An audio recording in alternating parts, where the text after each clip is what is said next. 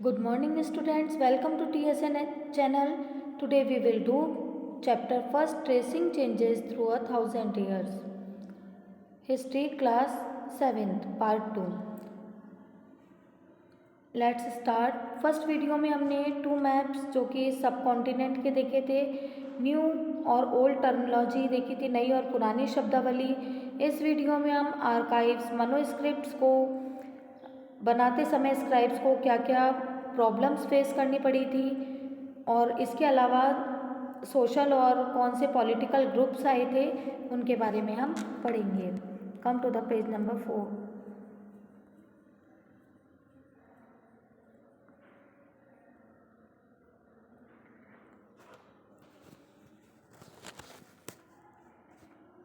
Through this period, paper gradually become cheaper and more widely available.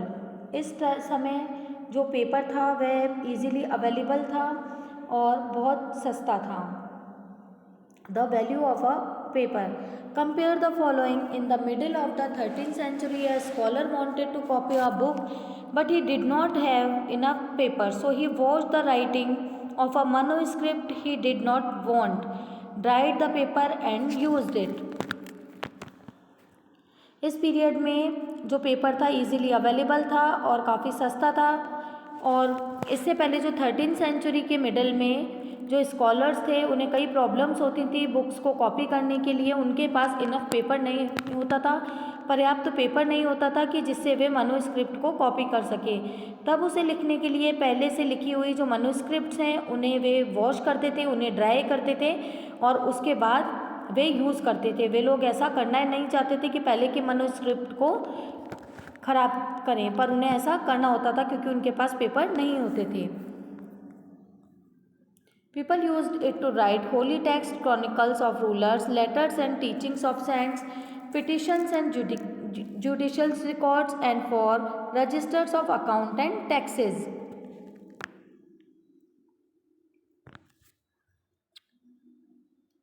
A century later, if you bought some food in the market, you could be lucky and have the shopkeeper wrap it for you in some paper. कि अगर 1 century के बाद आप market से कुछ food purchase करेंगे तो आप लकी हो कि शॉपकीपर आपको पेपर में जो फूड है उसे रैप करके देते हैं।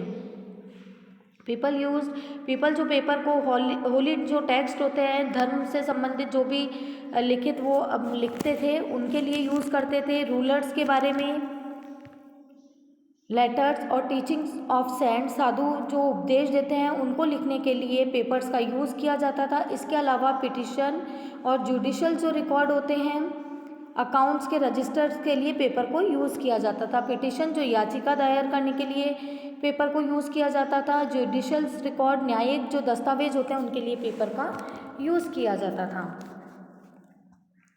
Manuscript were collected by wealthy people, rulers, monasteries and temples. Manuscript को वेल्दी पीपल जो रिच पीपल होते हैं, रूलर्स होते हैं और जो मोनेस्ट्रीज मठ होते हैं और टेम्पल मंदिरों में उन्हें कलेक्ट करके प्रिजर्व रखा जाता था।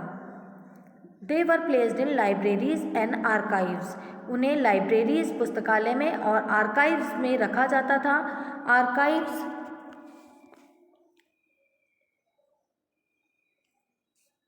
Archives a place where documents and manuscript are stored.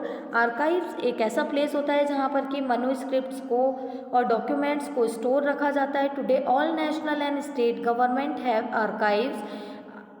आज हर एक नेशनल गवर्नमेंट के पास और स्टेट गवर्नमेंट के पास अपने आर्काइव्स होते हैं जहाँ पर वे ओल्ड ऑफिशियल जो रिकॉर्ड हैं और जो ट्रांजेक्शन है उन्हें सेव करके रखते हैं। These manuscripts and documents provide a lot of detailed information to historians, but they are also difficult to use. In manuscripts से जो historians हैं उन्हें काफ़ी डिटेल में इंफॉर्मेशन प्रोवाइड होती है, बट इन्हें यूज़ करना काफ़ी डिफ़िकल्ट होता है।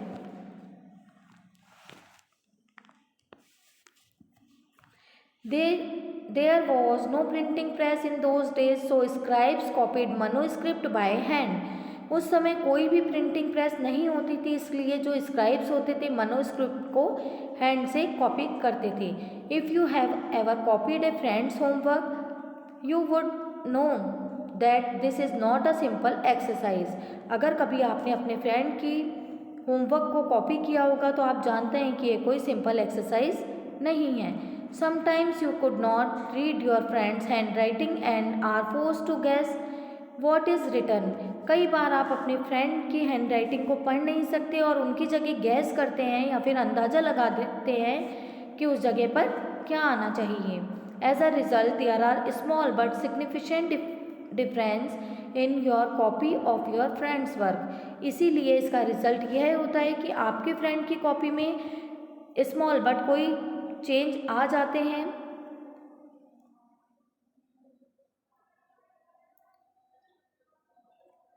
Manuscript copy somewhat similar. Manuscript को कॉपी करते समय भी सिमिलर ऐसा ही होता है। As scribes copy manuscript they also introduce small changes, a word here a sentence here. जब स्क्राइब्स मैन्युस्क्रिप्ट्स को कॉपी करते हैं वे भी इसी तरह कुछ उनमें स्मॉल चेंजेस इंट्रोड्यूस करते हैं जो कि कुछ वर्ड्स के या कुछ सेंटेंसेस के हो सकते हैं। These small differences grew over centuries of copying until manuscript of the same text became substantially different from one another. Over century ये manuscript कॉपी होती गई और उनमें स्मॉल जो डिफरेंस आते गए। This is text became substantially different from one another. ये सभी टेक्स्ट एक दूसरे से डिफरेंट थे। This is a serious problem because we rarely find the original manuscript of the author today.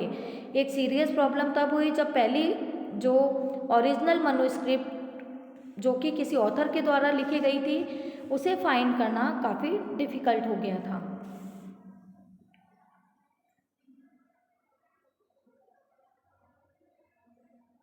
As a result, historians have to read different manuscript versions of the same text to guess what the author had originally written. उसे find करना difficult था पूरी तरह से। बाद में scribes की copy की गई मैन्युस्क्रिप्ट पर ही हम लोग डिपेंड थे कि इसका रिजल्ट ये था कि जो हिस्टोरियंस थे उन्हें एक ही टेक्स्ट के अलग अलग कॉपीज़ रीड करनी होती थी। ऑन ओकेज़न रीड करनी होती थी कि ओरिजिनल जो कॉपी है उसमें क्या लिखा गया था। On occasion author revise their chronicles at different times. कई बार जो ऑथर्स थे वे कई ओकेज़न पर टेक्स्ट को रिवाइज करते थे। The 14th century chronicler Ziauddin Barani wrote his chronicle first in 1356 and another version 2 years later. 14th century के क्रॉनिकलर ज़ियाउद्दीन बरानी ने अपना फर्स्ट क्रॉनिकल 1356 में लिखा था और उनका जो दूसरा वर्जन था उसके 2 years बाद में आया था। The two differ from each other, but historians did not know what the existence of the first version until the 1960. But जो डिफरेंस इनके बीच में जो हिस्टोरियंस थे उन्हें ये जो डिफरेंस आया था उनसे ये मालूम नहीं चला था कि जो फर्स्ट वर्जन है वह 1971 में लिखा गया था। It remained lost in large library collections. और जो ये इसका वर्जन था ये बड़े लाइब्रेरी के कलेक्शन में कहीं खो गया था। New social and political groups, नए सामाजिक और राजनीतिक groups. Historians the study of the 1000 years between 700 and 1750 is a huge challenge to historians largely because of the scale of variety of developments that occurred over the period. Historians ने जो 700 से 1715 तक की जो स्टडी की उनके लिए huge challenge था क्योंकि 700 से 1750 तक जो भी डेवलपमेंट या जो चेंजेस इस पीरियड में हुए थे उन्हें बताना उनके लिए डिफ़िकल्ट था। At different moments in this period, new technologies made their appearance like the Persian। कई पीरियड्स में जो नई टेक्नोलॉजी आई, जैसे कि एक एग्जांपल के लिए पर्शियन व्हील का एग्जांपल लेते हैं, व्हील इन इरिगेशन, जो कि सिंचाई में जो पर्शियन व्हील को यूज़ किया जाता था। इसके अलावा स्पिनिंग व्हील जो कि वीविंग के लिए, बुनाई के लिए यूज़ की जाती थी।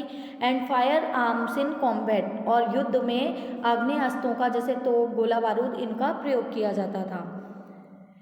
New foods and beverage arrived in the sub continent, नए जो खाने और पीने की चीज़ें भी इस सब कॉन्टिनेंट में आ रही थी, जैसे कि potatoes, corn, chillies, T and coffee. Remember that all these innovations, ये याद रखें कि जो भी ये इनोवेशंस हैं, जो भी ये टेक्नोलॉजी नई आई थी, केम अलॉन्ग विद पीपल, ये उन लोगों के साथ आई थी who brought their ideas with them as well. जब वे लोग यहाँ आए तो उन्होंने अपने आइडियाज़ को यहाँ पर शेयर किया, और उनके साथ ये सभी अब सब कॉन्टिनेंट में आई थी। As a result, this was a period of economic, political, social and cultural changes. इसका रिजल्ट ये था कि इस पीरियड में आर्थिक, राजनीतिक और सामाजिक, सांस्कृतिक काफ़ी चेंजेस हुए थे। You will learn about some of these changes in chapter 5, 6 and 7। आप इन चेंजेस के बारे में जो 5, 6, 7 चैप्टर हैं उनमें देखेंगे।